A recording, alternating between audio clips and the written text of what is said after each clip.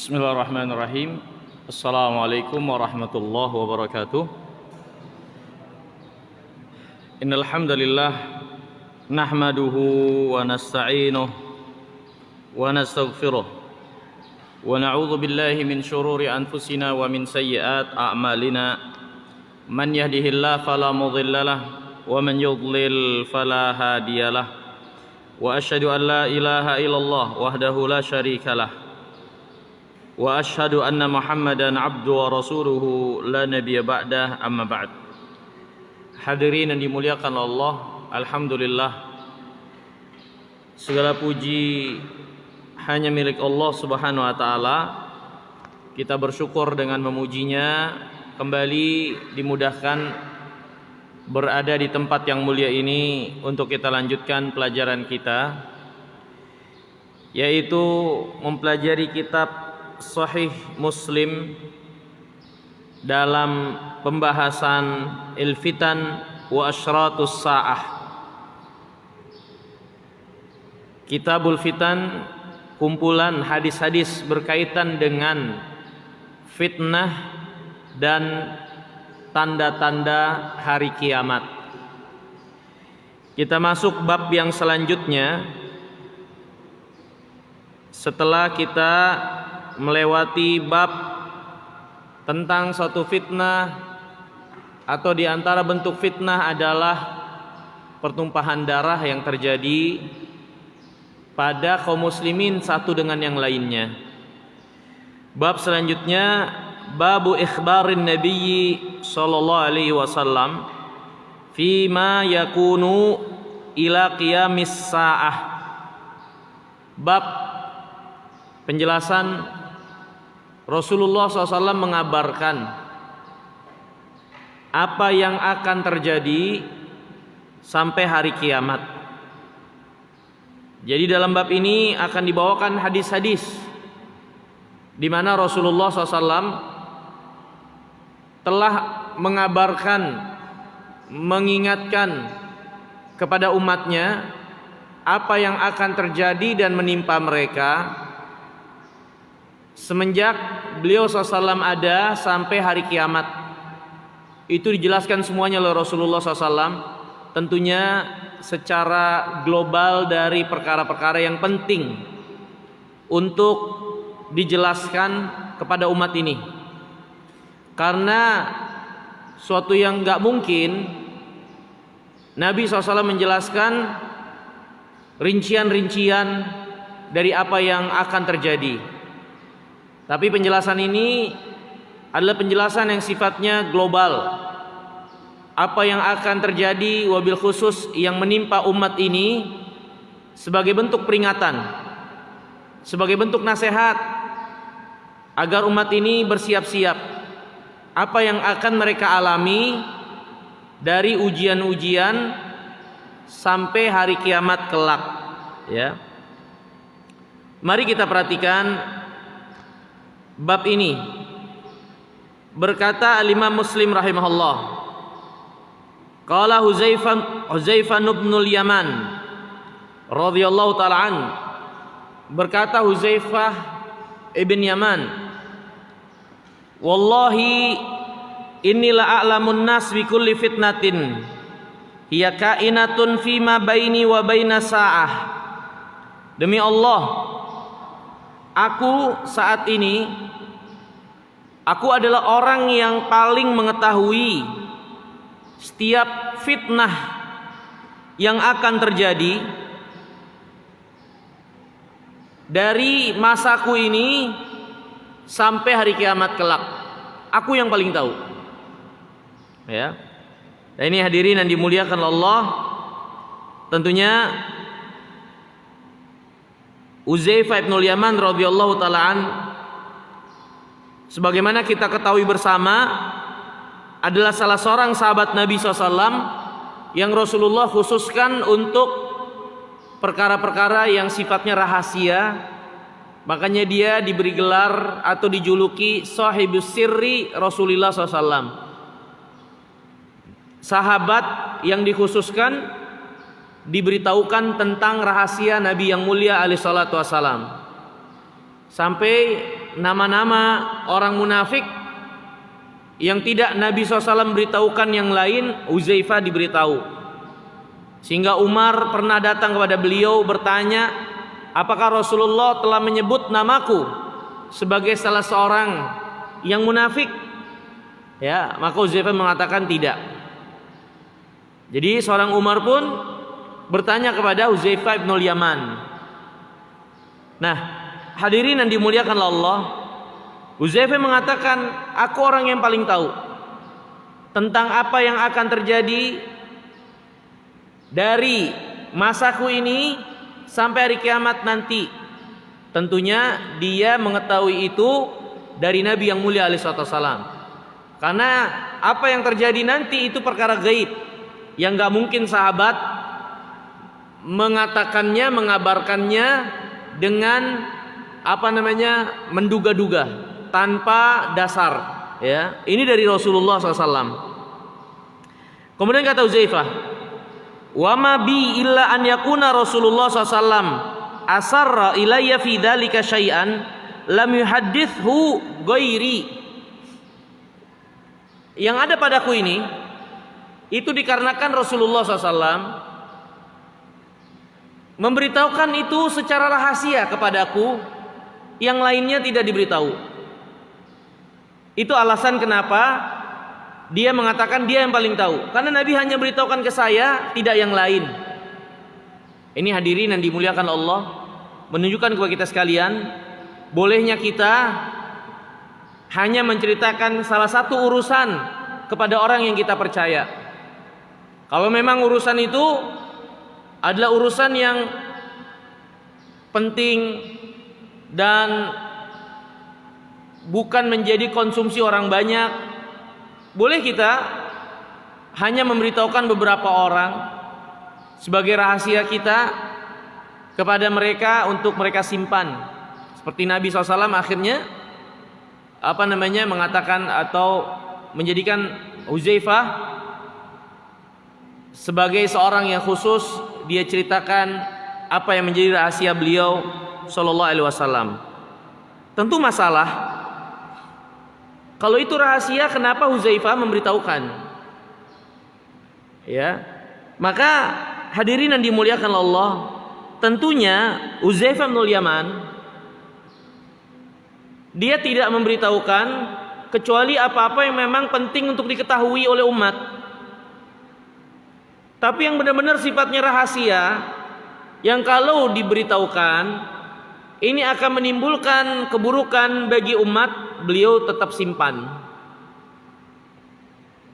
Ya, tapi sesuatu yang merupakan ilmu yang harus diwarisi kepada orang-orang setelahnya, maka tentu Hudzaifah tidak akan menyimpan hanya untuk dirinya tanpa memberitahukan kepada orang lain. Ya. Kemudian hadirin yang dimuliakan Allah, walakin Rasulullah SAW qal, akan tetapi Rasulullah SAW pernah bersabda, wa yuhadditsu majlisan anafi anil fitan. Tapi Nabi pernah memberitahukan di suatu majelis, ini aku adalah orang yang secara khusus diceritakan tentang rahasia dari Rasulullah SAW oleh beliau langsung. Tapi Nabi SAW itu pernah di suatu majelis menjelaskan apa yang akan terjadi nanti sampai hari kiamat, dan aku ada di majelis itu. Jadi Hudzaifah selain dia diberitahukan secara khusus, dia juga hadir di majelis di mana Nabi pernah menjelaskan keterangan tentang apa yang akan terjadi nanti hari kiamat, sampai hari kiamat. Ya. Kemudian faqal, kata Hudzaifah, Rasulullah sallallahu alaihi wasallam bersabda, wa ya'uddul fitan, dan ketika itu Nabi SAW menghitung atau sedang menjelaskan tentang fitnah-fitnah yang terjadi. Minhunna salasun la yakatna yadarna syai'an. Di antara fitnah itu ada 3 fitnah, ya, yang hampir-hampir fitnah ini tidak meninggalkan sesuatu pun. Ya, maknanya kata para ulama, maksudnya dari fitnah-fitnah yang diceritakan, ada fitnah yang sangat besar, di mana tidak ada satupun dari seorang muslim kecuali terkena ujian ini. Ya. Kemudian wa minhunna fitanun kariyahis saif. Jadi Uzaifah bin Yaman mengklasifikasikan fitnah. Ada fitnah yang besar sampai semuanya kena. Umumnya semua kena. Ada fitnah yang besarnya seperti hembusan angin. Ya. Minha sigarun wa minha kibar. Ada fitnah yang kecil, ada yang besar. Berkata Uzaifah, "Fadhahaba ulaika rahtu kulluhum ghairi." Dan orang-orang yang dahulu berada di satu majelis ketika Nabi beritahukan ini, umumnya sudah banyak yang wafat. Aku di antara yang tersisa. Umumnya udah pada wafat. Ya. Nah, hadirin yang dirahmati dan dimuliakan oleh Allah Subhanahu wa taala. Hadis Uzaifah bin Yaman ini menunjukkan kepada kita sekalian apa yang menjadi maksud bab. Bahwasanya Rasulullah sudah memberitahukan dan telah mengingatkan fitnah apa-apa yang berbahaya yang dapat menimpa dan terjadi pada umat ini sampai hari kiamat. Yang kedua, riwayat ini juga menjelaskan kepada kita sekalian bahwasanya yang namanya fitnah itu bertingkat-tingkat. Ada yang besar, ada yang kecil, ada yang sedang. Seperti itu. Dia tidak berada pada satu tingkatan. Ada fitnah yang besar. Ya. Apa yang dimaksud dengan fitnah? Sudah sering kita jelaskan. Fitnah di sini adalah perkara-perkara yang menghantam, yang menjadi ujian bagi kaum muslimin di dalam keberagamaan mereka. Di dalam keberagaman mereka. Ujian yang Allah uji mereka dalam keberagamaan.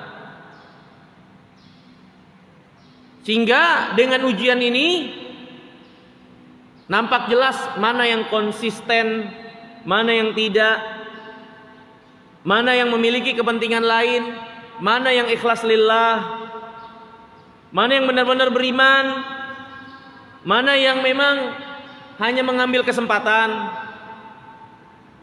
Ini kan diantara hikmah dari ujian, ya, untuk memfilter, untuk membersihkan, menyaring mana yang murni dari kekotoran-kekotorannya, ya. Jadi fitnah itu bertingkat-tingkat. Kata Syekh Sulaiman Ruhaili, beliau mengatakan bahwasanya fitnah yang menimpa umat ini ada banyak dan dia berbeda-beda. Minha, ada di antara fitnah itu fitanun ammah, fitnah yang umum, semua terkena imbasnya sehingga berkurang dan sulit dalam beragama. Ya. Dia tidak terbatas di satu negara, di satu tempat, satu negeri, tapi umumnya semua kena. Ya. Sehingga membuat kaum muslimin kesulitan untuk mengamalkan agama atau berkurang agamanya. Yang kedua, fitanun syariah. Fitnah yang datangnya itu sangat cepat sekali. Yang ketiga, fitanun sagirah. Fitanun syariah maksudnya seperti kata Huzaifah, ada fitnah yang seperti tiupan angin kencang. Berarti fitnah itu sangat cepat sekali terjadi. Dan biasanya dia cepat tapi menghantam, cepat hilang juga. Ya. Ada fitnah yang sagirah, yang kecil. ada fitnah yang kabirah, yang besar. Nah ini hadirin yang dirahmati dan dimuliakan Allah. Hadis ini juga menunjukkan bagi kita sekalian mukjizat Rasulullah SAW. Bahwasanya beliau benar sebagai seorang nabi. Di antara mukjizat, bukti yang menunjukkan beliau seorang nabi dan rasul, kabar yang beliau kabarkan benar kejadian. Lihat apa yang sudah kita lewati. Lihat perjalanan umur kita dalam beragama. Lihat bagaimana warna-warni keberagamaan kita setiap harinya, setiap bulannya, setiap tahunnya. Itu penuh dengan ujian-ujian. Penuh dengan ujian-ujian. Jangan kita tengok apa yang menjadi kehidupan orang lain, dari orang terdahulu atau yang akan datang. Kita saja semasa hidup kita, bagaimana kita lewati warna-warni keberagaman itu. Dan mungkin bahkan termasuk diri kita yang ikut terlibat dalam warna-warni tersebut. Dulu sedang marak kesesatan tertentu, mungkin kita juga ikut terlibat di sana. Alhamdulillah Allah selamatkan. Terus Allah mengenalkan kita kepada kebaikan. Tapi nggak berhenti. Ternyata ada tekanan yang lain. Orang-orang yang menunjukkan konsisten dalam agama dituduh dengan radikal, dituduh dengan ini. Belum selesai, datang lagi fitnah yang membuat kita akhirnya berkurang dalam mengamalkan agama din.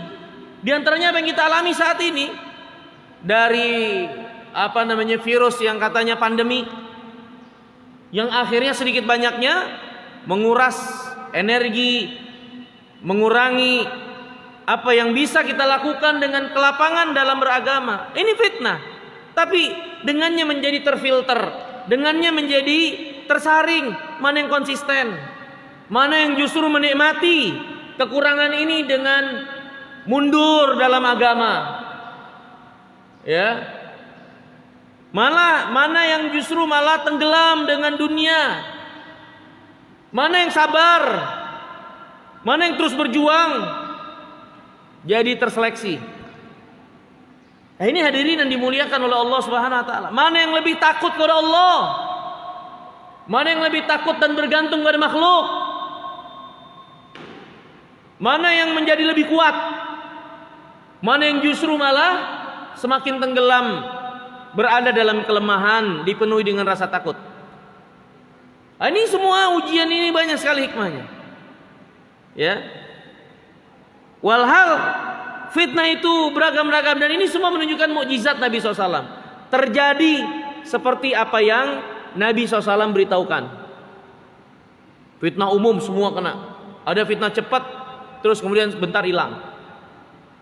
Kayak seperti tahun 98 kaum muslimin di Indonesia, bagaimana kita mendapat tekanan, itu kan fitnah, pertumpahan darah yang terjadi di lapangan antar kaum muslimin. Tapi alhamdulillah segera lenyap, hilang. Kemudian berbenah, berberes lagi, mulai menata lagi. Ya. Ada fitnah yang lama atau dalam waktu yang lama, dan dia berjalan pelan, tapi menguat. Terkadang melemah lagi, terkadang menguat lagi, ya, macam-macam. Dan di antara yang dihabarkan oleh Nabi SAW, fitnah akhir zaman akan datang tahun-tahun penuh dengan kebohongan.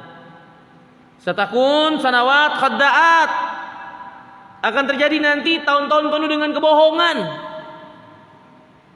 Dulu mungkin gak pernah terpikirkan kebenaran sabda Nabi, bahwasannya Nabi pernah melihat seorang disiksa dalam keadaan dirobek dari mulut, ditarik ke tengkuk. Jadi dikait dari depan mulutnya, ditarik ke tengkuk. Dari sebelah bawah, dari sebelah atasnya, ditarik semua ke tengkuk. Ya, ada orang yang disiksa seperti itu. Ya, robek mulutnya. Nabi SAW menanya siapa orang itu. Kemudian dijelaskan itu adalah orang yang melakukan satu kebohongan, yang kebohongannya menyebar ke seluruh penjuru ke seluruh penjuru bumi. Dulu mungkin ketika Nabi sebutkan ini nggak masuk di akal. Gimana mungkin satu kebohongan kok menyebar ke seluruh penjuru bumi? Gimana caranya? Medianya apa? Nggak ada. Semua hidup dengan kesederhanaan. Nggak ada alat komunikasi seperti sekarang. Tapi lihat sekarang, hal yang demikian bukan perkara yang susah untuk bisa terjadi. Suatu kebohongan yang dilakukan di suatu tempat bisa tersebar sampai semua orang banyak percaya. Yang direkayasa, yang dimanipulasi, semua akhirnya terpercaya, mempercayainya. Pikiran mereka, pikiran manusia dicuci untuk mempercayainya, dan itu banyak padahal itu bohong.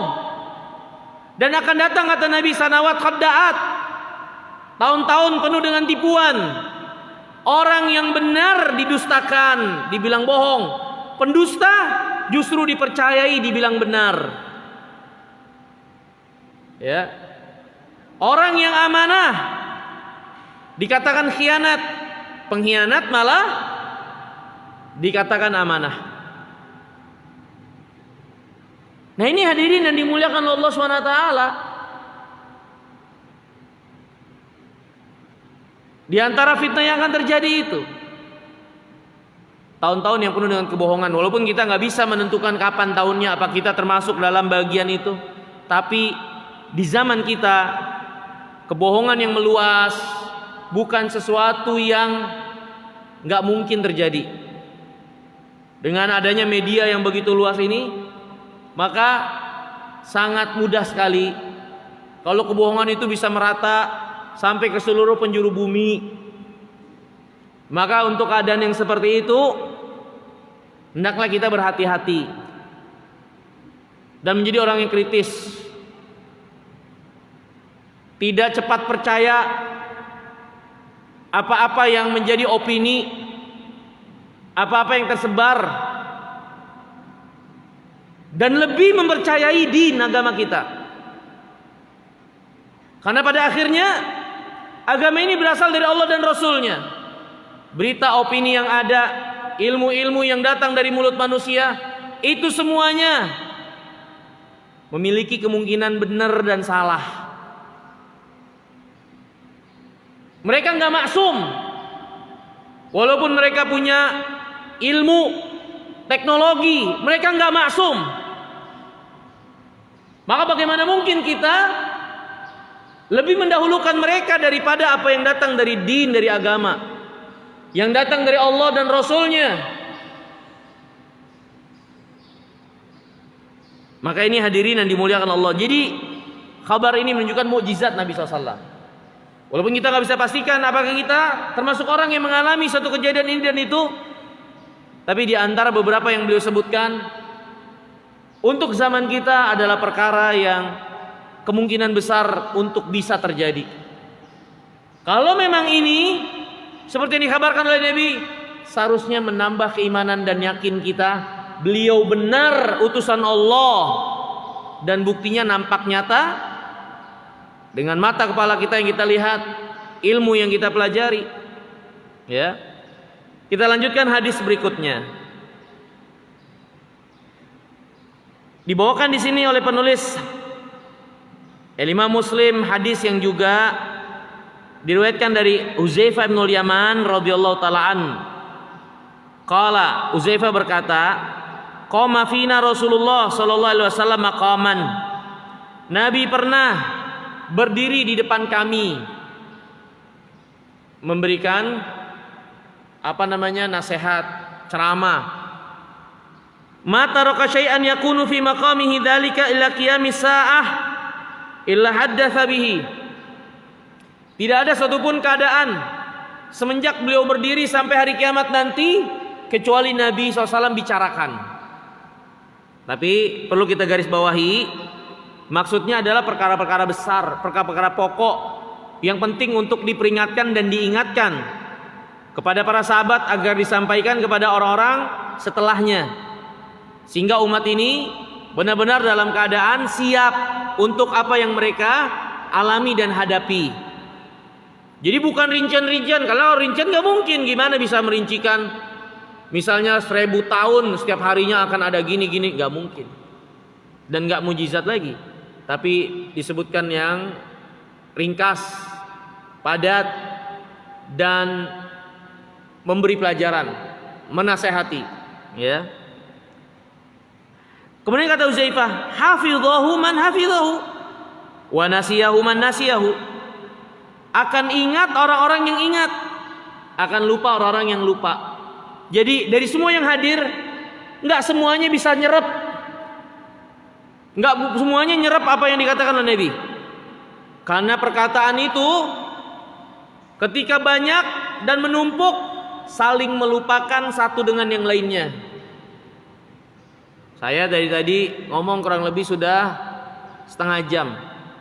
Kalau diurut tanpa rekaman ini, tentu di antara kita ada sebagian yang saya ucapkan tuh lupa. Itulah kalam yunsi ba'dhum ba'dha. Perkataan itu membuat lupa satu dengan yang lainnya. Ya. Jadi kata siapa? Nabi SAW memberikan pelajaran. Ada yang lupa, ada yang ingat. Yang menunjukkan manusia juga berbeda-beda, termasuk sahabat, di dalam ingatan beda-beda. Penyerapannya beda-beda, pemahamannya berbeda-beda. Jangankan kita para sahabat saja seperti itu keadaannya, ya. Qad alimahu ashabi haula. Dan sesungguhnya sahabat-sahabatku itu sudah tahu. Wa innahu la yakunu minhu syai' qad nasituhu. Dan sesungguhnya ada dari kisah itu sesuatu yang juga telah aku lupa. Jadi sahabat-sahabatku yang ada di situ, yang ikut hadir, itu banyak yang tahu. Dan aku juga ada sebagian dari yang Nabi ceritakan itu saya lupa. Karena saking banyak maklumat, akhirnya tidak dalam keadaan siap pada ingatan, ya, tidak dalam keadaan siap pada ingatan. Dia sudah terserap, tapi tidak dalam keadaan siap. Sehingga kata Uzaifah bin Yaman, fa'adkuruhu kama yadkuru rajul wajhar rajul idza ghaba anhu thumma idza ra'ahu arafah. Sampai ketika yang Nabi ceritakan itu terjadi, aku baru ingat, oh iya, ini pernah diceritakan oleh Nabi. Tadinya dia ingat, terserap, tapi tidak dalam keadaan siap untuk diungkapkan kembali. Tapi pas hal itu terjadi baru dia ngeh. Wah benar, ini seperti yang dulu Nabi SAW ingetin. Dan kata Uzaifah, itu kayak orang bertemu dengan seseorang, terus berpisah lama gak ketemu. Ketemu lagi di jalan. Dia kan, kayaknya saya kenal dah. Dulu kita ketemu di kan seperti itu. Itu maksud Uzaifah. Ada beberapa kejadian udah dijelaskan Nabi SAW. Huzaifah sudah serap, tapi tidak dalam keadaan siap dalam ingatan. Kejadian itu terjadi dan dia mengalami. Barulah terbangun lagi ingatan dia. Oh iya, ini pernah diceritakan oleh Nabi yang mulia Sallallahu Alaihi Wasallam. Nah, yang jadi pelajaran buat kita hadirin yang dimuliakan Allah, Rasulullah berarti sudah menceritakan semuanya, apa-apa yang penting untuk diketahui oleh umat ini sebagai peringatan, sebagai kabar gembira. Kalau bahaya, Nabi telah mengingatin. Kalau kebaikan, Nabi telah memberikan kabar gembira, memotivasi kita. Rasulullah SAW bersabda, la yakunu syai'un yuqarribukum ilal jannah wa yub'idukum anin nar ila qad bayyantu lakum. Enggak ada satupun perkara yang mendekatkan kalian ke surga atau menjauhkan kalian dari api neraka untuk diingetin, melainkan semua sudah aku jelaskan. Jadi semua udah clear, udah semua dijelaskan oleh Rasulullah SAW. Termasuk perkara-perkara ini yang akan terjadi sampai hari kiamat, ujian-ujian, agar kita bisa selamat menyiapkan diri sehingga tidak tergulung ujian tersebut masuk dalam api neraka. Dan ujian itu ujian keimanan, ujian keberagamaan, ujian keistiqomahan, konsistensi dalam agama. Kalau masalah dunia dari kurang lebihnya, dunia bakal berjalan seperti itu. Ya. Dan kita sudah dapat jaminan dari Allah nggak bakal mati kecuali rizki kita emang udah sampai situ. Jadi nggak ada yang perlu ditakuti berlebihan. Dunia ya berlebih kurang, rodanya berputar. Banyak dan sedikitnya sudah ditetapkan oleh Allah Subhanahu wa taala dan Allah sudah jamin kita nggak bakal mati kecuali telah sampai kepada kita, telah terpenuhi semuanya dari apa yang menjadi bagian kita. Selesai. Tapi masalahnya yang berkait dengan din, semua sudah ditakdirkan Allah, tapi kita belum ada jaminan menjadi orang yang selamat atau celaka, bahagia atau binasa. Nggak ada jaminan. Dunia udah dijamin, seorang nggak akan mati kecuali rizkinya sudah pol, sudah penuh dari apa yang Allah takdirkan. Dia udah dapetin semua, baru dia meninggal. Itu jaminan dari Allah. Tapi masalahnya agama, ini nggak ada jaminan kita. Kita mati dalam keadaan apa? Kita mati dalam keadaan istiqomah apa enggak? Di atas iman atau enggak? Sekarang saat ini mungkin nampak lahiriah seperti itu, tapi besok atau lusa siapa yang bisa jamin? Ya. Nah, ini hadirin yang dimuliakan Allah. Jadi Nabi SAW mengingatkan untuk kita ambil pelajaran, untuk kita bersiap-siap, untuk kita mawas diri, berhati-hati, mengenali fitnah itu. Jangan sampai dengan fitnah itu kita malah jadi orang yang merugi. Fitnah itu pasti ada, tapi beragama dengan sabar, menjaga ketakwaan, itu nggak ada tawaran, nggak ada tawar menawar. Setiap keadaan harus kita miliki dan kita lakukan. Ya. Kemudian hadirin yang dirahmati dan dimuliakan Allah Subhanahu wa taala,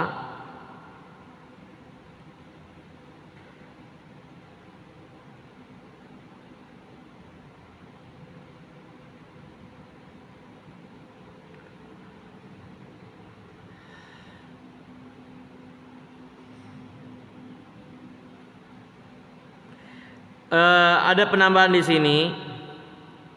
Kata Syekh Sulaiman Ruhaili, perkataan Huzaifah, qad alimahu ashabi haula. Sahabat-sahabatku itu sungguhnya udah pada tahu.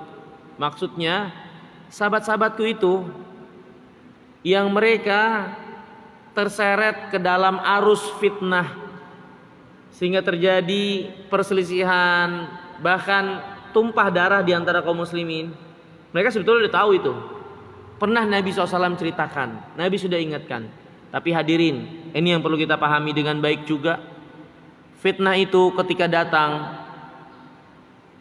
bisa membuat seorang jadi lupa. Lupa agamanya, lupa akal sehatnya, lupa logika sehatnya. Jadi fitnah itu menekan, yang dengan tekanannya membuat kita terkadang keliru dan salah dalam bertindak dan bersikap.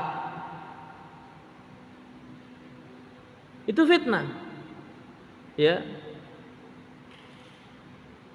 Dan banyak contohnya. Di antaranya pernah saya ceritakan tentang kisah Aisyah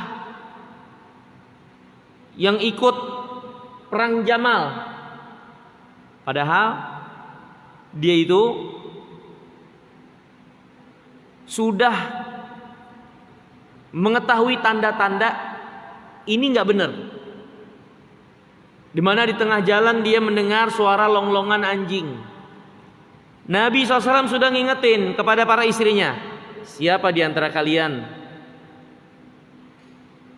yang ada ketika longlongan anjing di suatu tempat ini menyala, Nabi udah ingetin tuh, ada di antara istrinya yang bakal mengalami kejadian itu.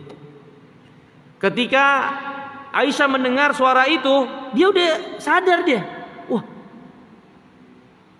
ini seperti yang Nabi SAW ingetin. Suara anjing itu dia yang dengar, ternyata dialah orangnya. Dia udah mau pulang, udah gak mau lanjutin perjalanan. Tapi dia dirayu oleh sebagian sahabat, memberikan alasan kalau Aisyah ikut, malah justru peperangan bakalan tidak terjadi. Orang-orang bakal menahan diri karena ada ibu kita. Engkau kan ibu kita semua. Masa anak-anak pada berantem di depan ibunya? Akhirnya dengan alasan itu Aisyah lupa apa yang menjadi peringatan Nabi SAW, dan dia pun beristihad. Ya udah, lanjutin perjalanan. Qadarullah masya fa'ala, terjadi apa yang menjadi ketetapan Allah. Ini contoh. Ini contoh. Ya, gimana fitnah itu terkadang nutupin akal sehat kita. Ya, hal-hal yang gak harusnya kita takut, kita jadi takut karena kebawa arus. Hal-hal yang harusnya kita takut, kita jadi gak takut karena keadaan. Macam-macam banyak. Terus gimana dong? Kenali agamanya, kenali agama kita.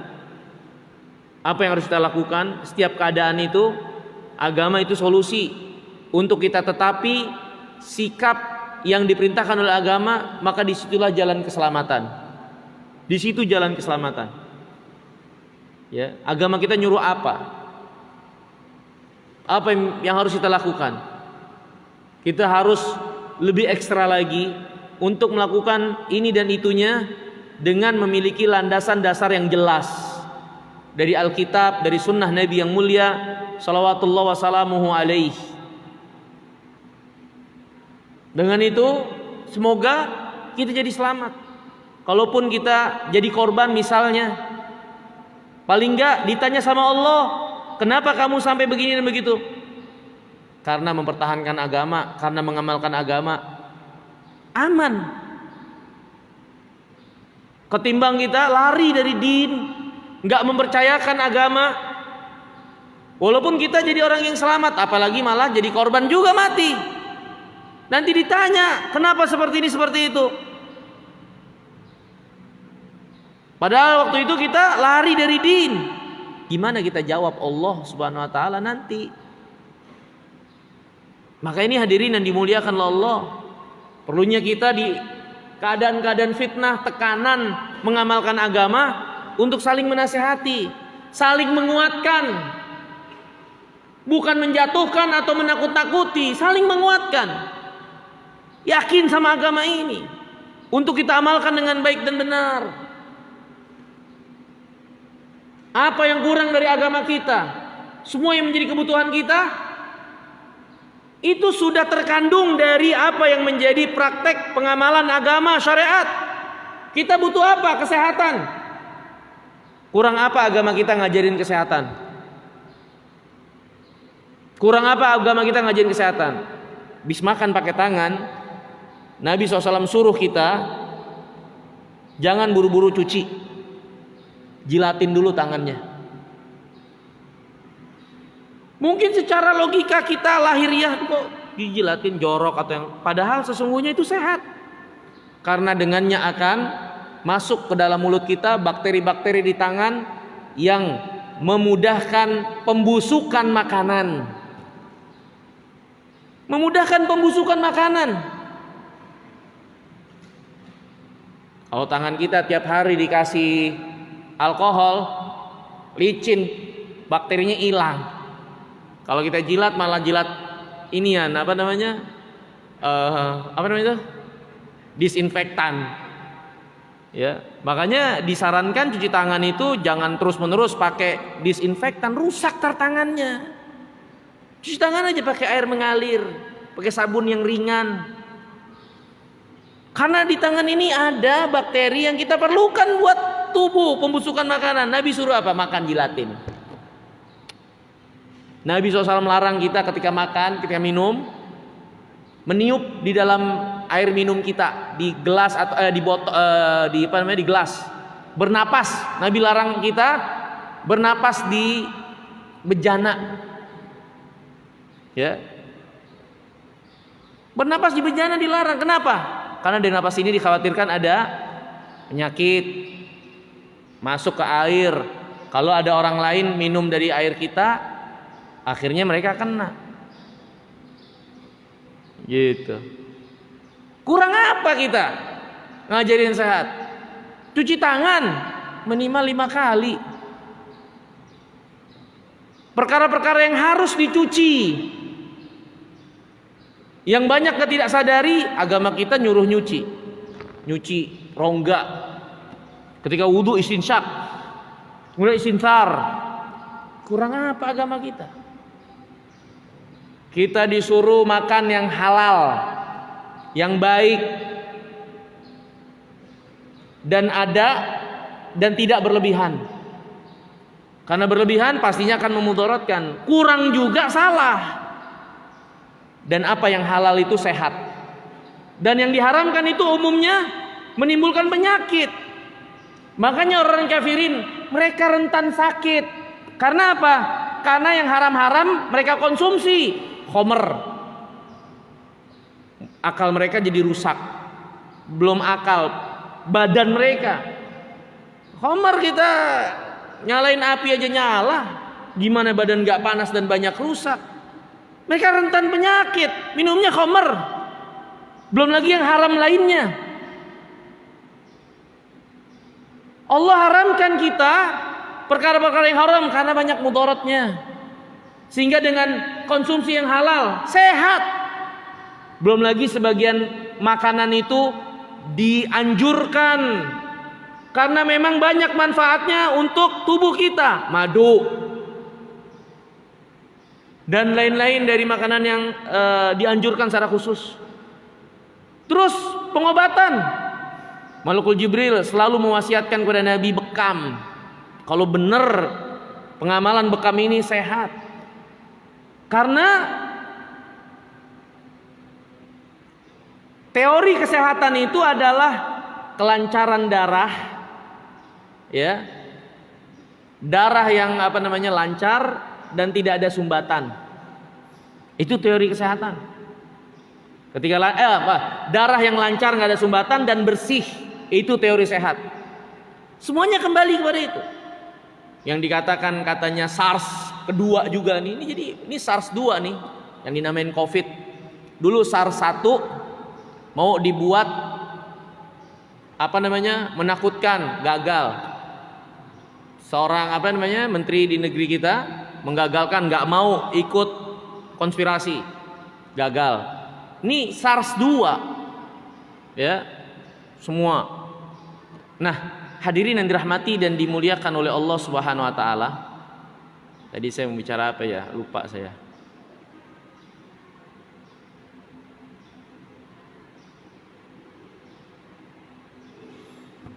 Hilang, ya, hilang. Walhal, jadi agama kita benar-benar ngajarin sehat, ya, ngajarin sehat. Kebersihan mana ada? Agama kita ngajarin sampai mana rambut-rambut yang harus dibersihkan, harus dihilangkan. Khitan untuk laki-laki dan perempuan. Ilmuwan barat nolak khitan buat perempuan dan mengatakan khitan buat perempuan itu zolim. Sehingga akhirnya banyak tenaga kesehatan kita sekarang, karena memang umumnya doktrin ilmunya dari barat, nggak terima tuh kalau anak lahir kita minta khitan dong, Bu. Dokter atau bidan nggak mau. Kenapa? Karena mereka dapat doktrin ilmunya dari sono. Padahal khitan itu disyariatkan dalam agama kita. Untuk laki-laki wajib, untuk perempuan disukai. Dan itu enggak kezaliman, karena dengan khitan ini akan mengendalikan syahwat wanita, sehingga dia bisa mencukupkan diri dengan satu orang laki-laki. Sehingga diadakan penelitian kenapa di barat sana banyak terjadi perzinahan Di antara faktornya, para wanitanya yang tidak terpuaskan hawa nafsunya dengan satu laki-laki yang menjadi suaminya, karena umumnya mereka nggak dikhitan. Tapi sekarang ditolak, banyak yang nolak, walaupun sebagian masih ada yang enggak. Ya. Jadi nggak semua yang datang dari barat berupa kesehatan itu berarti benar, bukan wahyu juga. Percaya kepada din, percaya kepada din.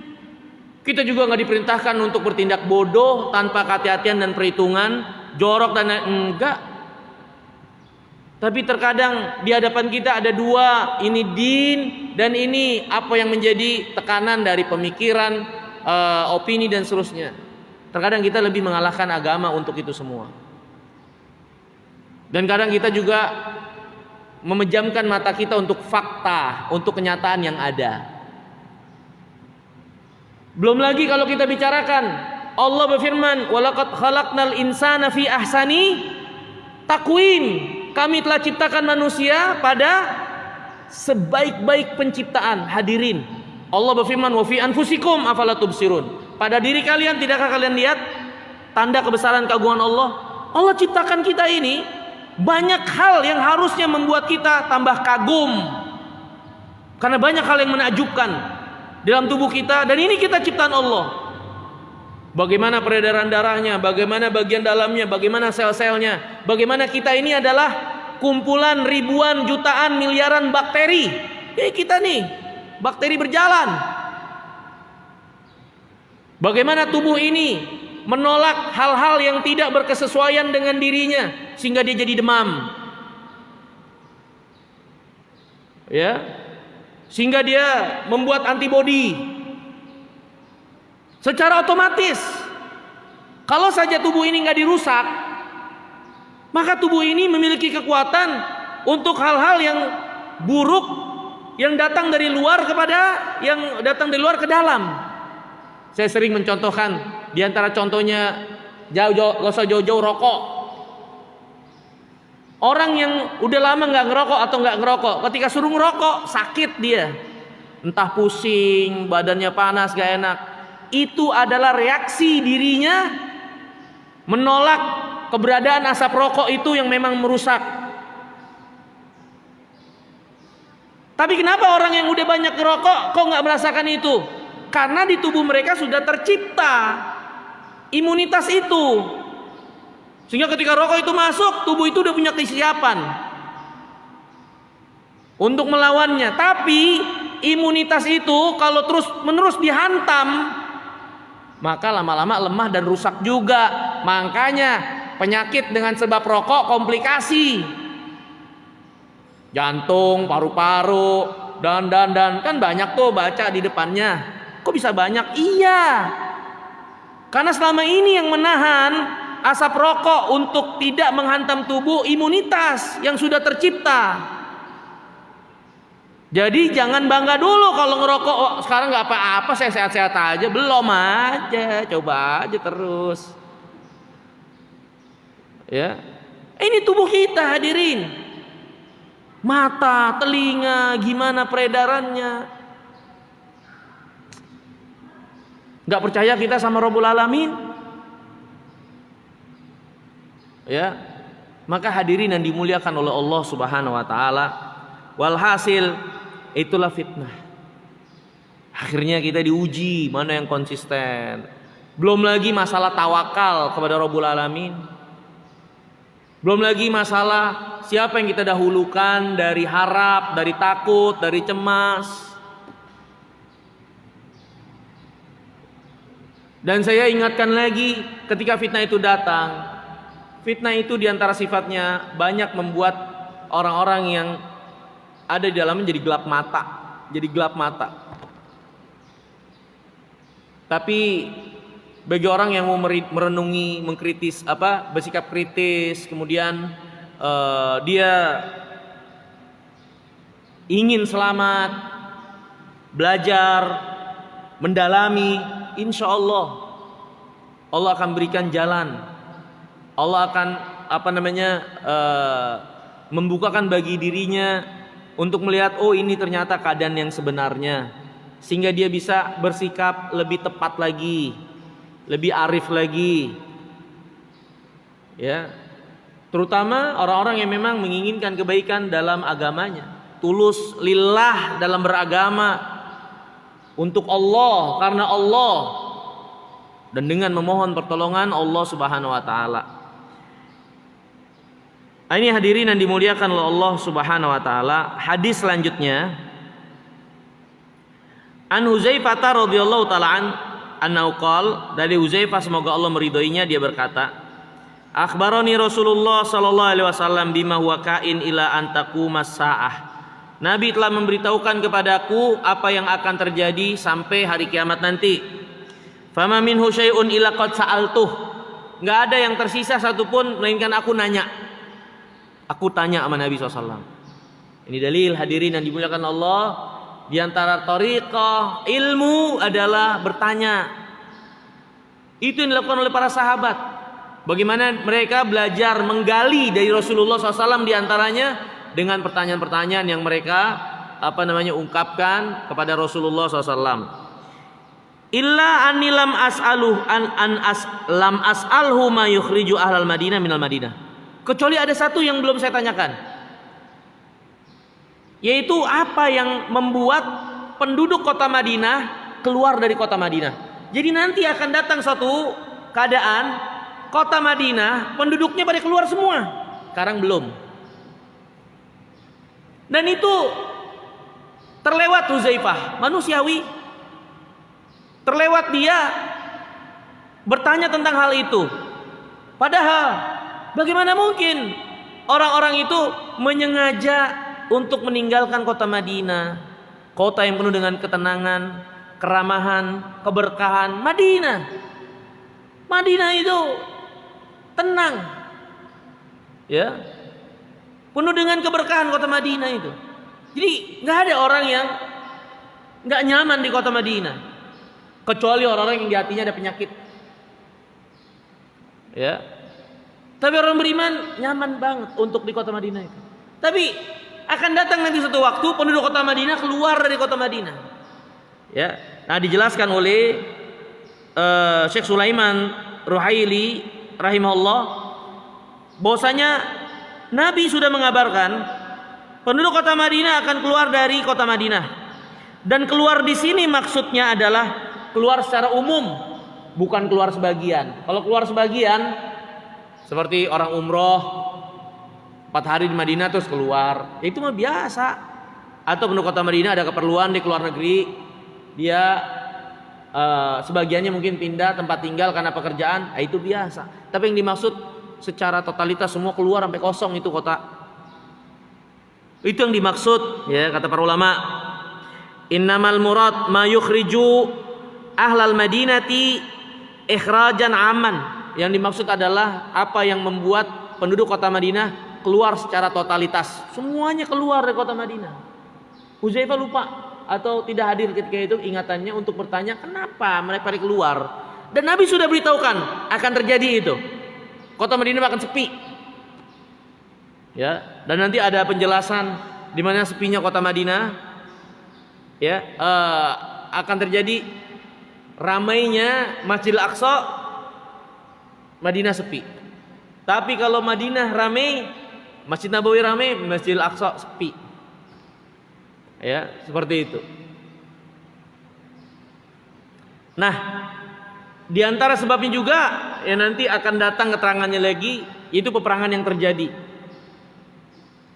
Di mana akan terjadi peperangan pasukan kaum muslimin melawan Romawi. Yang ketika itu peperangan terjadi dengan tradisional, nggak ada lagi senjata mesin, ya, sehingga keluar dari kota Madinah orang-orang yang menjadi putra terbaik kota Madinah ikut dalam peperangan itu, ya, sehingga itu diantara yang membuat kota Madinah akhirnya jadi sepi, ya. Nah, hadirin yang dirahmati dan dimuliakan Allah, kata Syekh Sulaiman Ruhaili, penduduk kota Madinah keluar dari kota Madinah ada beberapa sebab. Sebab yang pertama, idza futihatil amsar, ja'al amsar faraghabu ahlal Madinah fi tilkal amsar. Kenapa penduduk kota Madinah pindah dari kota Madinah? Sebab yang pertama, terjadi penaklukan suatu kota. Sehingga akhirnya ketika sudah terjadi penaklukan, orang-orang yang ikut berperang yang dahulu pusat pemerintahan di kota Madinah yang ikut perang akhirnya pindah untuk mempertahankan hasil penaklukan mereka, keluarlah mereka. Seperti para sahabat kan dulu berawal dari kota Madinah, terjadi peperangan, penaklukan kota-kota. Maka sebagian mereka pindah ke kota-kota pencapaian mereka tersebut untuk menyebarkan Islam, mempertahankan kaum muslimin dan seterusnya. Ini sebab yang pertama, ya.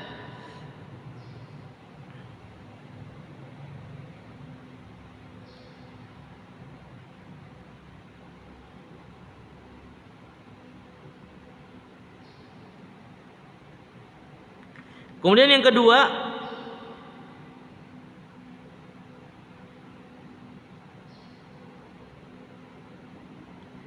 penduduk kota Madinah keluar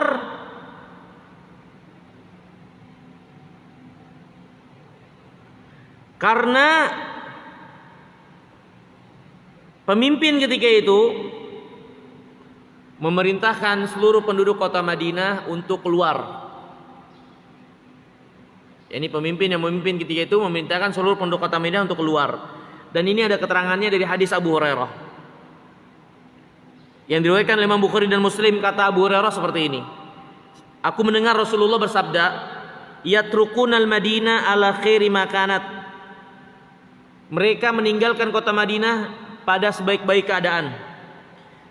La yakshaha ilal awaf, sehingga di dalam kota itu nggak ada yang menempati kecuali hewan-hewan buas, hewan-hewan liar, hilir mudik, ya. Seperti burung-burung liar, kemudian hewan-hewan liar lainnya lah, ya.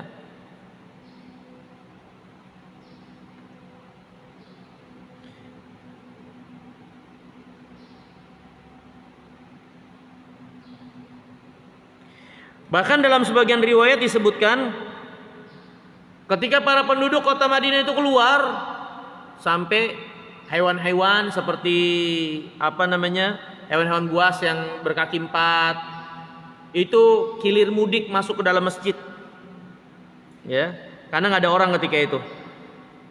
Dan kata para ulama diantaranya Imam Nawawi, kejadian ini akan terjadi fi akhir zaman, di akhir zaman nanti. Di akhir zaman ini akan terjadi, ya. Dan itu adalah sebab yang kedua, anna umara sayukhrijuna ahlal Madinah minal Madinah. Umara yang memimpin ketika itu, memimpin kaum muslimin, memerintahkan penduduk kota Madinah keluar dari kota Madinah karena untuk alasan peperangan atau yang lainnya. Dan itu terjadi di akhir zaman, ya. Dalam riwayat yang lain dibawakan oleh Imam Ibnu Hajar dengan sanad yang sahih dari Auf bin Malik. Auf bin Malik berkata, Rasulullah pernah masuk ke dalam Masjid Nabawi. Kemudian Nabi SAW melihat kepada kami. Kemudian beliau bersabda, ama wallah, adapun demi Allah, la yada'unnaha ahluha mudallalah arba'ina aman lil awafi. Sungguh penduduk kota akan meninggalkan kota ini menjadi terbengkalai selama 40 tahun. Ya.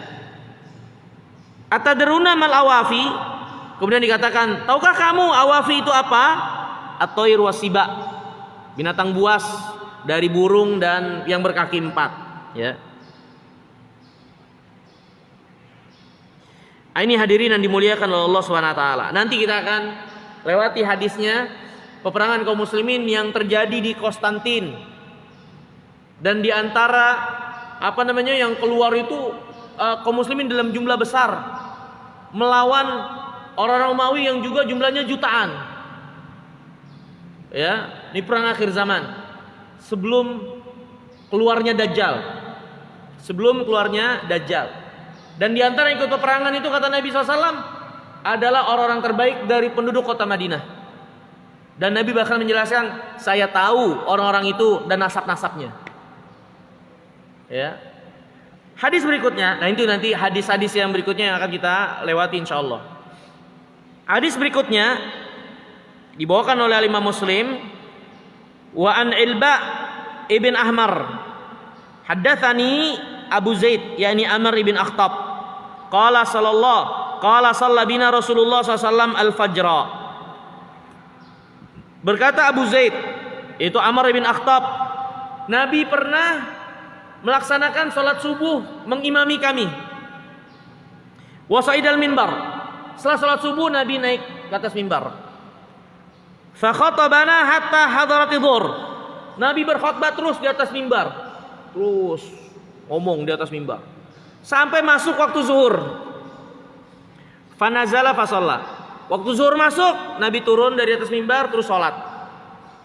Tsumma sa'idal minbar, selesai salat naik lagi ke atas mimbar. Fa khatabana hatta hadaratil asr, terus berkhutbah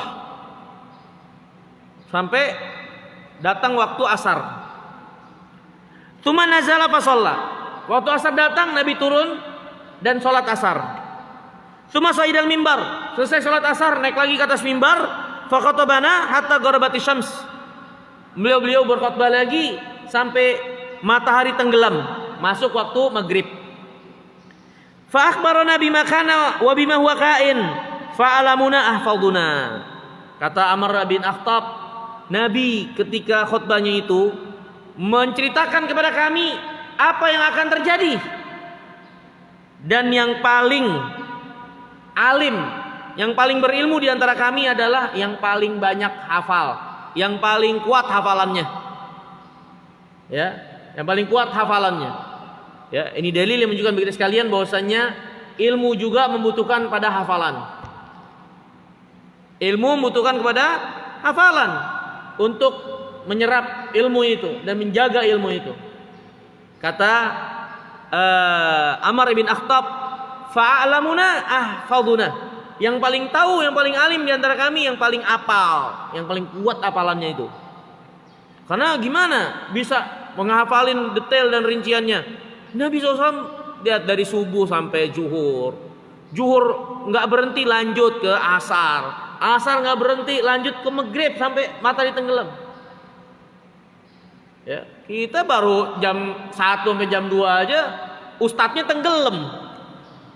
Ustadznya tenggelam, lama-lama hilang ustadznya, tenggelam dari pandangan mata, hilang. Ya kan? Itu dari jam 1 sampai jam 2. Wah, ini dari pagi sampai tenggelam lagi matahari. Ya, nah ini, masya Allah, Nabi SAW sangat kuat sekali, sangat kuat sekali Nabi SAW dalam memberikan pelajaran. Dan itu nggak ngalor ngidul, dan bukan untuk memenuhi syahwat lisan yang doyan ngomong, enggak. Tapi itu semuanya ilmu. Kalau kita kan sejam itu ngalor ngidulnya banyak. Syahwat ngomongnya udah kecampur-campur. Ilmunya mungkin berapa persen, syahwat ngomongnya yang banyak. Emang doyan ngomong doang. Nabi SAW ilmu semua itu. Dan para sahabat juga orang-orang yang tahan, sabar, sampai maghrib ditongkrongin, masya Allah. Ya, ini hadirin yang dimuliakan Allah Subhanahu Wa Taala. Jadi hadis ini memberikan pelajaran buat kita sekalian. Yang menjadi maksud dari bab bahwasanya Rasulullah benar-benar sudah menjelaskan segala sesuatunya sampai hari kiamat. Dari perkara-perkara besar yang penting untuk diperingatkan kepada kita sekalian. Ya, bagaimana akan datang nanti suatu zaman ilmu hilang, yang tersebar kebodohan, banyak pertumpahan darah, sampai orang-orang yang dekat hubungan darahnya pun saling menumpahkan darah. Jadi gak ada harganya lagi darah itu. Sampai orang yang harusnya menjaga orang yang sedarah dengan dia, punya hubungan darah, malah ditumpahkan juga. Kalau mungkin gak ada hubungan darah, masih bisa diterima, walaupun itu kejahatan jelek ya. Tapi ini sedarah sampai menumpahkan juga. Saking banyaknya fitnah, kebohongan yang menyebar, sampai ke penjuru dunia, bahkan bertahun-tahun penuh dengan kebohongan. Raja-raja yang merajai wilayah-wilayah, yang menguasai wilayah-wilayah, kaum muslimin tidak berada dalam satu kesatuan, dan yang menguasai itu umumnya adalah raja-raja yang zalim. Itu sudah diberitahukan oleh Nabi yang mulia salawatullah salamu alaihi juga. Ya. Dan banyak lagi. Ya. Tanda-tanda hari kiamat yang Nabi SAW ceritakan. Dan banyak yang beredar kejadian-kejadiannya itu di hadapan kita.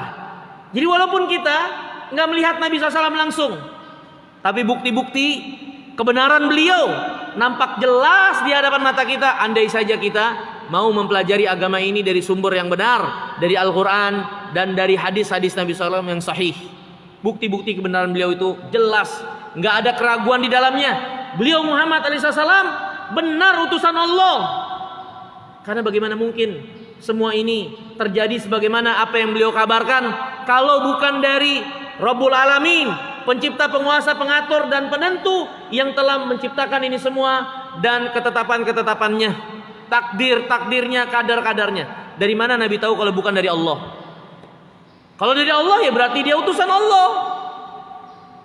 Ya. Ini hadirin yang dirahmati dan dimuliakan oleh Allah.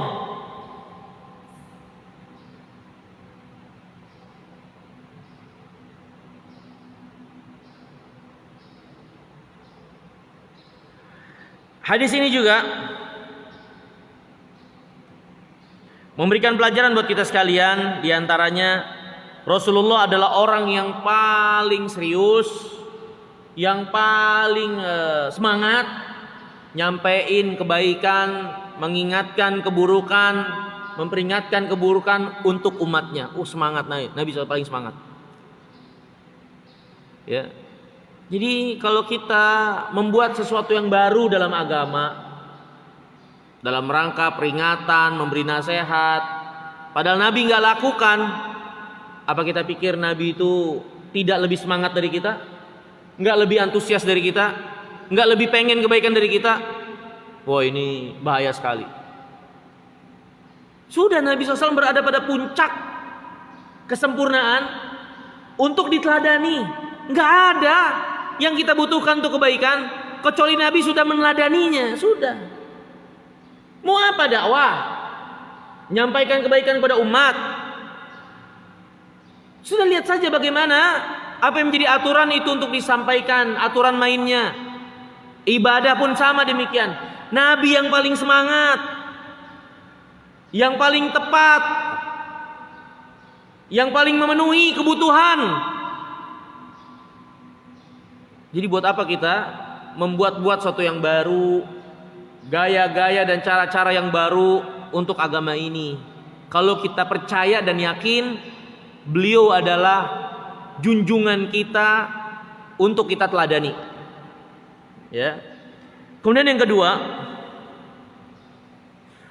hadis ini juga memberikan pelajaran, contoh teladan bagi semuanya, terutama orang-orang yang memiliki kompeten dari orang alim, para ulama, para dai, untuk juga mengingatkan umat akan fitnahan-fitnah yang akan terjadi pada mereka sesuai dengan yang dikabarkan oleh Nabi Sallallahu Alaihi Wasallam. Tersebar kebodohan di tengah-tengah manusia. Kasih tahu agar kita waspada, jangan sampai ikut tergulung dengan kebodohan. Karena di antara kejadian akhir zaman, kebodohan yang meluas, yang menyebar. Jangan sampai kita ikut tergulung, ikut-ikut bodoh. Maksudnya ini bodoh dalam din. Ya. Kemudian kaum muslimin dalam keadaan tertipu dan tenggelam dengan dunianya. Itu sudah diingatkan oleh Nabi SAW. Di antara sebab yang membuat kita jadi berada dalam keadaan hina, orang kafirin gak takut lagi sama kita. Kita gampang disetir, gampang ditekan. Kita gak punya wibawa lagi di hadapan orang kafirin. Sebabnya apa? Karena kita yang menjadikan dan mengekor diri kepada dunia, tenggelam dengan dunia, lupain agama. Berpaling dari dunia dan banyak menghadap pada dunia dan banyak berpaling dari agama. Nabi sudah ingatkan, Kalau kita tahu, ya jangan jadi orang yang menyepelekan agama, berpaling dari din, menomorduakan agama, menomorduakan pertimbangan agama. Jangan. Kalau kita lakukan itu, ya kita sama aja sama yang lainnya. Yang akhirnya menambah kontribusi, jadi semakin lemah keadaan kita. Ya. Jadi hadirin yang dimuliakan Allah, maka bagi para dai harus semangat menjelaskan ini kepada manusia seperti Nabi SAW semangat mengingatkan, memberi nasihat, ya seperti itu.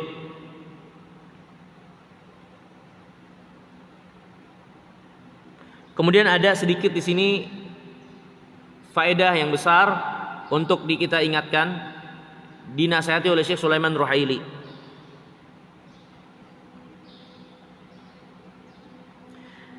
Sepatutnya bagi para penuntut ilmu menjelaskan manusia kebaikan dengan baik. Mau jelasin kebaikan ya dengan kebaikan. Ada sebagian orang pengen jelasin kebaikan tapi caranya dengan cara dia sendiri.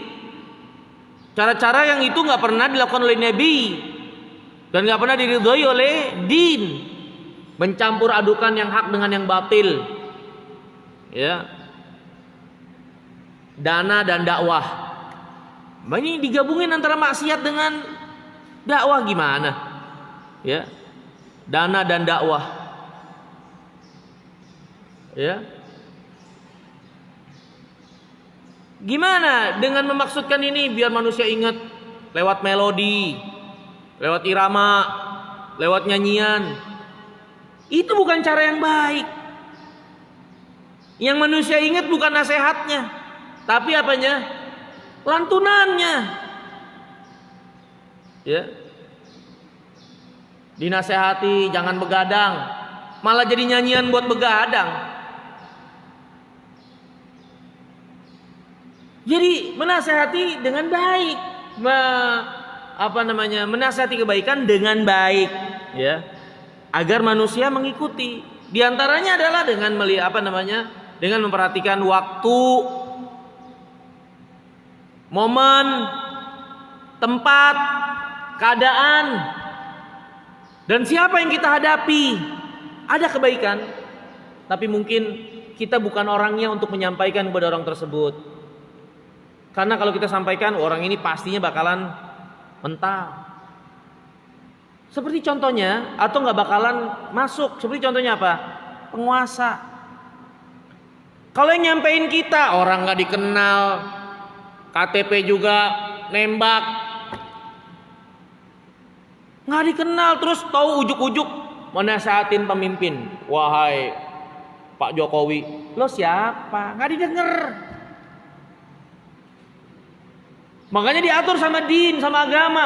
Siapa yang ke tempat mereka, siapa yang mendatangi mereka, yang punya kompeten, yang suaranya didengar, itu kewajiban mereka. Terus kita gimana? Kewajibannya bukan. Ya udah sabar. Nggak usah memaksakan yang bukan menjadi kewajiban. Akhirnya dia caci maki, dia cela, maksudnya nasihat penguasa. Ya nggak benar, malah menimbulkan kerusakan.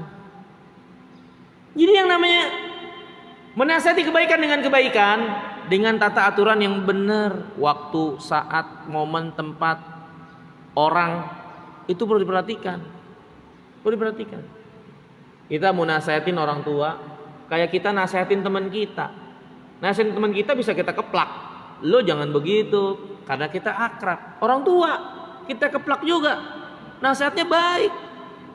Apa diterima? Kagak, disiram. Ya, begitu juga di media, di grup-grup kita. Ini ada nih grup, ya, grupnya grup cablak misalnya. Kita bawain hadis di situ, dicaci maki hadis. Udah tahu grupnya grup cablak, maksudnya grup masa lalu kita lah, teman-teman dulu. Kan kadang-kadang kita suka ikut atau ada di situ. Terus kita bawain hadis, habis itu hadis dihina-hina, dilecehkan. Salah sih kamu. Harusnya diukur. Tepat kan nih untuk disampaikan ini orang-orang ini nih. Akhirnya malah Al-Quran dilecehkan, hadis dilecehkan. Karena kitanya juga sih nggak bisa nempatin diri. Ya. Jadi kebaikan itu menjadi baik kalau dibawakan dengan baik juga. Nah ini harus kita ketahui. Kadang kita hanya tahu suatu kebaikan, tapi nggak bisa membawakannya dengan baik. Kemudian kata Syekh, wa an yuhadzirun nas minasyarr bil khair. Dan juga bagi para dai, thalabatul ilm, mengingatkan manusia dari keburukan dengan cara yang baik. Dengan cara yang baik. Ada saatnya, ada momennya, ada kadarnya. Ya kesalahan orang itu berbeda-beda. Ada dia salah memang dedengkot. Ada dia salah dia ikut-ikutan. Ada yang dia salah dia cuman tergelincir. Ada dia salah dia sebetulnya istihad karena dia orang alim. Yang berbuat salah tuh bertingkat-tingkat. Ya. Walaupun mungkin kesalahannya sama. Tapi mensikapi nggak boleh sama. Syekh Albani rahimahullah, kalau saya nggak salah, beliau mengatakan, ya, suatu permasalahan ya dalam sholat, saya tidak ingat apa masalah kunut atau ini. Ini kalau dia sholat di belakang seorang yang dia berselisih pendapat tentang suatu gerakan, tapi dia tahu orang ini melakukan itu karena istihad, dia orang alim, maka saya akan ikutin dia. Karena makmum harus ngikutin imam. Kalau memang si orang ini, si imam ini salahnya karena istihad, dia ahli ilmu. Itu semua hasil keringat dalam ilmunya menyimpulkan qadarullah keliru. Kalaupun harus sholat di belakang orang ini, saya ikutin gerakannya, walaupun pendapat saya itu bukan gerakan yang benar, salah misalnya. Tuh, kata Syekh Albani. Tapi kalau sholatnya di belakang orang yang ngerjain kesalahan yang sama, karena dia ikut-ikutan, nggak perlu kita ikut. Dia juga ngelakuin itu bukan karena ilmu, dia juga ikut-ikutan. Si beda. Syekh Ali rahimahullah mengatakan, ya dalam sebagian pernyataannya, ahli ilmu yang tidak sependapat dengan saya, membantah saya dengan ilmiah dan seterusnya, saya maafkan mereka. Tapi mereka ilmiah. Tapi orang-orang yang ikut-ikutan membantah, apalagi dengan caci maki, padahal mereka sendiri nggak tahu apa yang mereka omongin, nggak tahu inti permasalahan apa, cuman ikut-ikutan doang atas dasar benci semata. Saya nggak bakal maafkan, saya tuntut sampai yaumul qiyamah. Beda hadirin yang dimuliakan Allah Subhanahu wa taala. Siapa yang berbuat salah? Orang tua. Orang tua. Kita tahu dari dulunya dia memang sudah seperti itu. Yang dia tahu agama kayak gitu, yang dia amalin ritual-ritualnya ya kayak begitu yang dia tahu. Kita baru belajar sehari 2 hari, udah sok tahu di depan dia, bapak salah nih, ibu salah nih. Bakti aja belum kita tunjukin ke dia, tapi yang kita tunjukin duluan adalah mengoreksi dan nyala-nyalain dia. Gimana mau bisa diterima? Yang ada kita diusir sama bapak kita, sama ibu kita. Lo pergi lo aliran mana sih lo? Begitu. Ini hadirin yang dimuliakan Allah. Ini nasihat yang berharga sekali. Walaupun kelihatannya ringan. Kebaikan, mengingatkan keburukan, ingatkan dengan cara yang baik. Ya, penuh dengan perhitungan dan matang. Ya. Kata Syekh, talabul ilm yanbaghi an yubayyina linnas al-khair bil khair. yakni seorang penuntut ilmu hendaklah menjelaskan kebaikan dengan kebaikan. Maksudnya jelaskan kebaikan pada manusia dengan sunnah, artinya dengan jalan seperti yang dijalani oleh Rasulullah. Lihat Rasulullah ketika berhadapan dengan orang awam kencing di masjid, Nabi nggak omelin. Sahabat yang geram, Nabi halangi, jangan biarin dia kencing lu, kelar. Selesai kencing, ambil air seember, siram. Habis itu Nabi SAW ajarin pelan-pelan. Masjid tempat untuk zikir, qiraatul Quran, sholat. Gak pantas untuk suatu yang kotor, najis ditaruh di situ, dilakukan di situ. Sampai orang ini saking terkesannya berdoa, "Ya Allah, sayangi saya sama Muhammad aja, yang lain jangan nih." Karena saking lihat yang lain geram. Tapi ketika Muaz yang salah, Nabi marah, "Afattanun anta ya Muaz? Kamu mau bikin fitnah Muaz?" Padahal Muaz yang dilakukan apa? Sholat kepanjangan.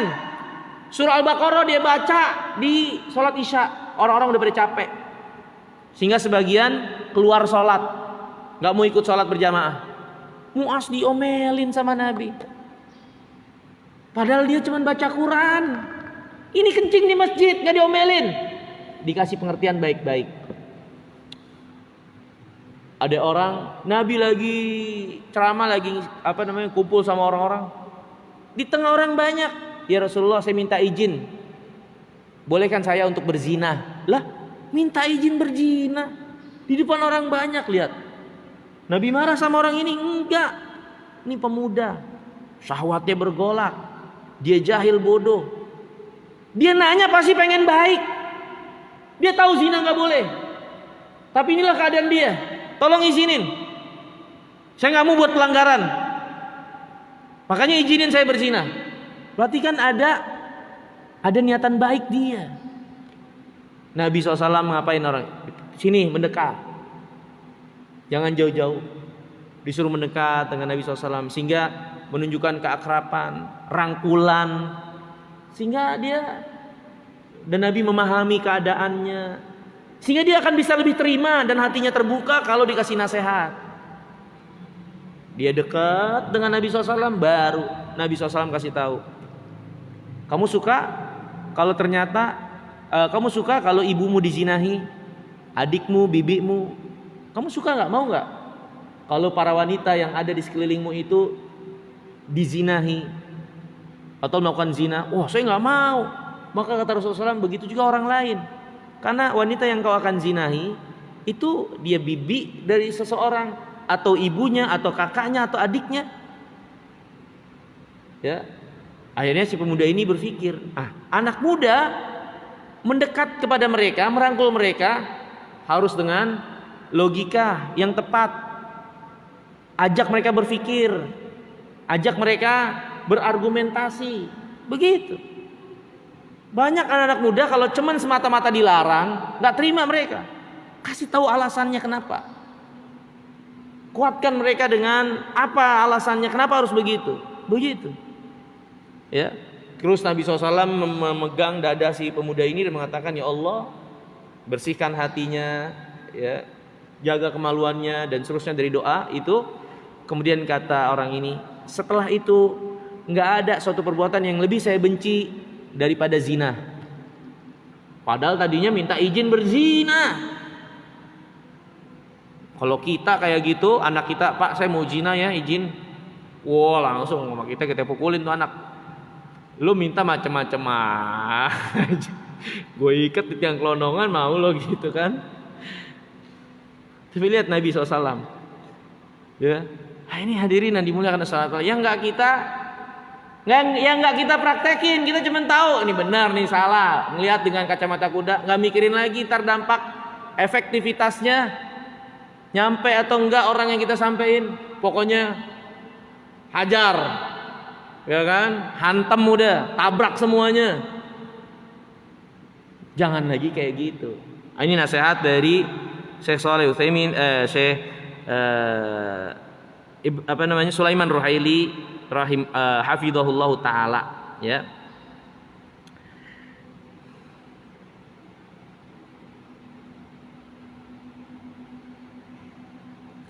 Mungkin ini dulu hadirin yang dimuliakan oleh Allah Subhanahu wa taala yang bisa kita pelajari, ya, dari bab ini, bab yang menjelaskan tentang bahwasannya Nabi telah memberitahukan segala sesuatu yang akan terjadi sampai hari kiamat, ya.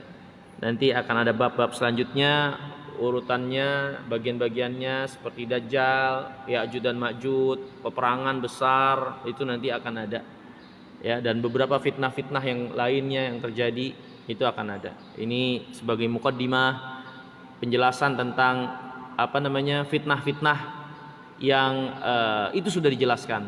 Fitnah yang menimpa kita secara umum seperti hujan yang turun di mana tidak ada satu bagian rumah kecuali terkena basahnya. Ini fitnah itu semuanya kedapatan. Ya, kemudian fitnah yang paling besar adalah pertumpahan darah antar kaum muslimin, itu yang menghancurkan mereka sendiri. Ya, yakni keadaan intern mereka yang saling gontok-gontokan satu dengan yang lainnya, akhirnya melemahkan mereka sendiri dan menghancurkan umat ini. Itu sudah diingatkan oleh Nabi SAW. Itu yang paling berat. Dan kemudian bab ini, bab penjelasan bahwasanya fitnah itu semua dijelaskan. Nanti kita akan berlanjut tentang bagian-bagian fitnah-fitnah yang menjadi tanda-tanda hari kiamat itu. Insyaallah taala di kesempatan yang akan datang. Kurang lebihnya saya mohon maaf. Selanjutnya ada yang ingin ditanyakan, dipersilakan. Min soal.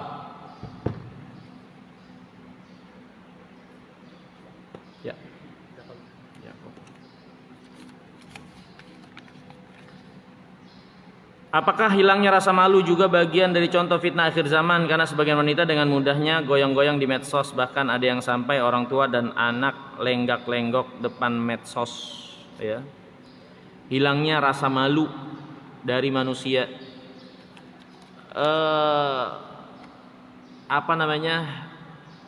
Tidak, yang saya ketahui ya, tidak ada keterangan khusus bahwasanya akan terjadi nanti manusia kehilangan rasa malunya, nggak ada. Tapi perbuatan-perbuatan yang menunjukkan rasa malu itu hilang, ada penjelasannya. Seperti kata Nabi SAW, di akhir zaman akan datang wanita-wanita yang berpakaian tapi telanjang, berjalan berlenggak-lenggok, menunjukkan perhiasan tubuh mereka, ya, seperti punuk unta, ya, ikatan rambut mereka seperti punuk unta. Itu sudah dijelaskan Nabi. Itu pastinya menunjukkan rasa malu yang sangat kurang pada wanita tersebut sehingga dia melakukan hal tersebut. Dulu zaman Nabi, jangankan yang mulus, yang hitam legam aja malunya tinggi. Padahal kalaupun dia terlihat auratnya, dia itu dimaafkan. Itu kisah wanita penghuni surga yang sabar akan penyakit ayan. Dulu ada wanita, dia suka tato ayan, ya, kumat, kesurupan, dan sebagian para ulama mengatakan ini karena gangguan syaitan. Jadi penyakit kan ada dua, medis dan non medis. Ini non medis. Dia datang pada Nabi, minta agar Allah memberikan kesembuhan. Nabi beri pilihan, mau sembuh, aku doain, atau yang kedua sabar, surga balasannya. Si perempuan ini milih sabar. Terus dia ngadu, saya nggak apa-apa penyakit ini terus, tapi tolong doa kepada Allah. Saya kalau lagi kesurupan, ya, ayan itu auratnya suka terbuka. Tolong doa kepada Allah agar aurat saya tetap tertutup walaupun saya dalam keadaan nggak sadar. Lihat. Padahal kalau dia terlihat auratnya, dia kan nggak sadar. Dosa nggak? Nggak dosa. Di luar kesadaran. Tapi lihat nih perempuan hitam malu. Ya. Gitu. Jadi zaman Nabi SAW perempuan-perempuan itu dulu tuh, itulah yang menjadi ciri istimewa perempuan, rasa malu mereka. Ya, sehingga kalau perempuan nggak punya rasa malu, nah ini terangkat sifat alamiah yang harusnya membuat mereka tuh jadi terpuji. Nabi SAW diantara sifat beliau yang dikatakan oleh para sahabat, Nabi itu orangnya pemalu, lebih pemalu dari perempuan pingitan. Itu gadis yang dipingit. Nabi lebih malu dari gadis yang dipingit. Berarti harusnya para wanita, apalagi gadis itu pemalu. Ini enggak gadis-gadis sekarang yang terong-terongan, cabe-cabean, bawang putihan, ya kan? Masyarakat kita, ya, gitu. Jadi kalau secara harfiah akan datang satu zaman rasa malu itu hilang, saya belum tahu ada itu. Tapi sebagian perbuatan-perbuatan yang Nabi SAW kabarkan menunjukkan rasa malu itu sudah mulai pudar, banyak. Ada. Ya.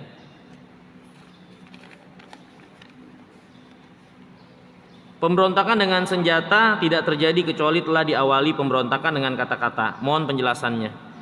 Ya, maksudnya ini perkataan para ulama agar kita bersikap hati-hati dari mengucapkan kalimat-kalimat yang menunjukkan keluarnya kita dari ketaatan kepada pemimpin, memprovokasi manusia agar mereka keluar dari ketaatan kepada pemimpinnya, menyebarkan aib penguasa di depan halayak ramai, di media-media umum, sehingga membawa emosi tidak percaya dan membuat mereka terpancing emosinya untuk tidak mentaati pemimpin atau pemerintahnya, keluar berontak sampai akhirnya mengangkat senjata. Itu maksudnya. Maka sebelum hal itu terjadi sampai bentrok fisik dengan kekuatan pemerintah, bentrok fisik massa dengan kekuatan pemerintah, sebelum itu sampai terjadi, jangan lakukan hal-hal yang sudah diingatkan dari perkataan-perkataan yang mengandung provokasi kepada pemerintah yang sah, walaupun itu adalah kezoliman yang mereka lakukan. Kalau mau nasihati, datang temui mereka, bukan memprovokasi massa, sehingga akhirnya berbenturan antar kekuatan penguasa dan massa yang semuanya adalah orang-orang Islam. Terjadi pertumpahan darah. Itu maksudnya, ya. Apakah menyinggung kebijakan pemerintah termasuk pemberontakan dengan kata-kata? Pemerintah tidak berada pada suatu tingkatan. Ya. Ada kan sub-subnya, bahkan terkadang atau kenyataannya, faktanya, ada sebagian instansi pemerintahan sama sekali tidak merepresentasikan, tidak mewakili pemerintah umum, atau dalam hal ini presiden, Bapak Jokowi misalnya. Ini ada kan aparat-aparatnya yang di bawah itu sama sekali nggak mewakili Pak Jokowi, karena itu juga bisa jadi bukan menjadi kebijakan beliau secara khusus. Cuman orang bawahnya ini aja yang banyak menyalahgunakan, ya. Karena kan ini banyak tingkatannya, nggak selalu apa yang jadi ketetapan di atas sampai bawah seperti itu. Jadi nggak selalu apa yang ada di bawah merepresentasikan yang atas. Tapi hadirin yang dimuliakan Allah, perkara ini sepatutnya dijaga rapat-rapat. Karena kalau kita biarkan, enggak, itu bukan pemerintah pusat, enggak, itu bukan maksud untuk menjatuhkan pemerintah yang sah. Tapi perkataan ini akan menuju ke sana. Ya, benar ada bagian itu nggak mewakili pemerintah, sehingga untuk kita beri nasihat atau memberitahukan nggak jadi masalah. Ya, tapi harus ada orang yang cerdik, pandai, yang mengetahui keadaan ini, sehingga tidak membuka fitnah. Itu maksud saya, wallahu taala alam bisawab. Bolehkah kita mengambil ilmu dari ustadz sunnah tapi suka menyinggung, nyindir pemerintah di medsos? Sekali lagi, pemerintah tidak berada pada satu keadaan, ya kan? Kan pemerintah ada kaki tangannya, ada bawahan-bawahannya, ya, instansinya, seperti itu. Dan ternyata di sebagian media justru mereka membuka diri untuk diberikan sumbang saran, dikritisi. Sebagian instansi kan seperti itu. Misalnya kita mengkritisi instansi pariwisata misalnya, mereka buka diri dan menyuruh untuk itu. Apakah berarti kita menyinggung? Ya tentu dengan bahasa-bahasa yang baik dan seterusnya, bukan bahasa-bahasa yang buruk, memprovokasi. Tapi sekali lagi tidak berada pada satu keadaan. Cuman juga jangan dibuka luas untuk semua orang, karena dapat menimbulkan fitnah. Yang selamat adalah kita urus apa yang menjadi kepentingan dan kewajiban kita. Kita orang yang kompeten untuk menegur, mengkritisi. Kalau bukan ya sudah, diam aja dah. Kita tahu urusannya benar-benar sedetail-detailnya, enggak, ya udah, asan diam. Banyak perkara-perkara manfaat lainnya yang bisa kita kerjakan daripada memanaskan hati kita untuk hal-hal yang sifatnya datang dari orang-orang yang ada di atas kita, ya. Ada sebagian orang mengkait-kaitkan fenomena yang terjadi di Jazirah Arab tentang sudah munculnya Imam Mahdi dan sebagainya. Apakah ini sahih atau hanya nebak-nebak? Ini nebak-nebak saja, ya. Nggak ada para ulama yang menegaskan hal tersebut.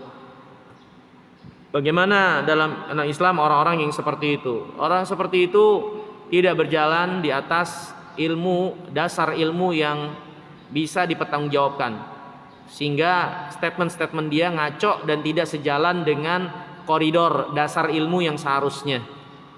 Nggak dia menebak-nebak, oh ini begini. Karena pernah saya sebutkan di awal-awal pengajian atau kajian tentang Asratus Sahah ini kita pelajari bukan akhirnya kita menjadi ahli nujum, perdukunan, ya, untuk bisa nebak ini dan itu dan seterusnya. Karena apa yang Nabi SAW kabarkan nggak selalu bisa kita samakan, oh berarti ini keadaan kita. Enggak. Walaupun dari satu sisi mungkin ada kesamaan, tapi kita sebutkan ini sebagai peringatan untuk ambil pelajaran, ya, untuk memastikan oh ini kejadian ini. Bahkan para ulama untuk satu khabar mereka berselisih apakah ini sudah terjadi atau belum atau nanti, gitu. Mereka berselisih, ini udah belum. Seperti misalnya peperangan, ya, kalau nggak salah ya, peperangan dengan orang-orang yang memakai kain sepatu dari bulu, yang itu juga ada keterangan bahwasanya mereka itu sifat dari Ya'juj dan Ma'juj. Apakah ini orang-orang Tatar Ya'juj dan Ma'juj? Karena mereka juga pakai sepatu dari bulu. Bersisi para ulama, gitu. Jadi dari mana kita bisa menetapkan begini dan begitunya? Tapi untuk yang menjadi inti seharusnya adalah pelajaran apa yang bisa kita ambil dari pengendalian diri, dari petunjuk, sehingga kita bisa selamat untuk keadaan-keadaan yang bersifat dengan sifat-sifat yang diperingatkan oleh Nabi SAW tersebut. Tapi untuk memastikan sampai akhirnya menghitung-hitung dan menyebutkan angka, wah ini jelas-jelas bukan menjadi keterangan yang jelaskan para ulama, ya, tentang maksud dan tujuan dari apa yang ada tentang hari kiamat dan tanda-tandanya. Sampai ada yang menetapkan bahwasanya kiamat 60 tahun lagi, 40 tahun lagi Dajjal datang, ya, tahun ini kiamat, tahun ini begini, nggak terjadi, terus ngeles. Kalau nggak terjadi dia ngeles cari alasan, oh enggak maksudnya gini, belum, nanti kurang dan. Oh sungai yang di mana tuh, yang di Palestina tuh katanya ada, ini airnya nih bakalan surut. Nih sekarang udah surut nih airnya. Dulu dia ngomong begitu, sekarang airnya lagi naik. Dia ngomong apa sekarang? Gitu. Ini air udah surut nih, tanda surutnya air ini menunjukkan Dajjal dekat nih, Dajjal dekat lagi. Sekarang airnya naik lagi. Jadi itu bukan untuk kita tebak-tebak ini keadaan ini. Ya. Tapi itu pasti seperti itu kenyataannya yang pasti akan terjadi. Yang bisa kita lakukan, apa yang menjadi pelajaran untuk kita persiapkan diri, dan tanda-tanda yang disebutkan oleh Nabi SAW agar kita tambah meyakini hari kiamat, menambah keyakinan kebenaran Rasulullah SAW, menambah semangat dalam beramal, bahwasanya kita benar-benar akan ngadep Allah, akan ada pertanggungjawaban, kita bakal mati. Itu diantara maksud inti tujuan utamanya. Bukan buat nebak-nebak atau jadi bahan tebak-tebakan, ini udah belum dan seterusnya. Enggak seperti itu, ya. Nabi kabarkan Imam Mahdi itu bakalan datang. Apakah dengan kabar dari Nabi ya udahlah kan udah bakal datang ini, kita diam aja? Apakah seperti itu? Itu pun salah juga kata para ulama. Nabi mengabarkan Imam Mahdi akan datang, benar. Tapi bukan berarti kita berpangku tangan nunggu Imam Mahdi. Apa yang Allah wajibkan kepada kita saat itu, ya kerjain. Ya, nggak usah nungguin Imam Mahdi. Karena Imam Mahdi pasti akan datang, sesuai yang dikabarkan oleh Nabi SAW. Seperti itu. Wallahu ta'ala jalla wa a'la wa a'lam. Mungkin ini dulu yang bisa kita pelajari. Terima kasih banyak atas perhatiannya. Semoga yang sedikit ini bermanfaat. Kurang lebihnya saya mohon maaf. Subhanakallahumma bihamdika asyhadu an la ilaha illa anta astaghfiruka wa atubu ilaik. Assalamualaikum warahmatullahi wabarakatuh.